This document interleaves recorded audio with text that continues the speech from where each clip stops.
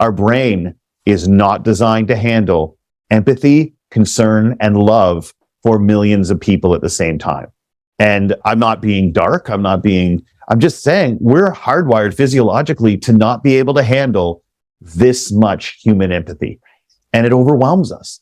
And, we talk about how many of the things we struggle with living in this world has everything to do with the fact that we're trying to do it with a brain and an emotional system that still has not evolved, of us living in a massively interconnected planet with millions, if not billions of people, and being aware of the things that they succeed with and the things that hurt them.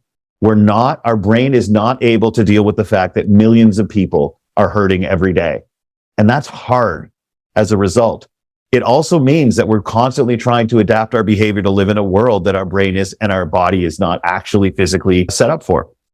That's why a lot of my work is, okay, let's acknowledge the innate behaviors and instincts that we have and how they're maladapted to this world, so we can forgive ourselves a little bit when it doesn't seem like we can control our emotions. Of course you can't. You're not supposed to.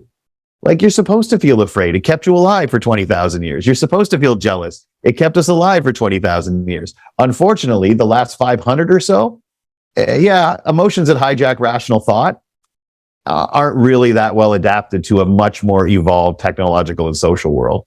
So I think we always have to factor that in when we talk about leadership, is that I'm trying to go back to what our brain is hardwired for, which is recognizing that our biggest impact is on the individuals we actually see every day.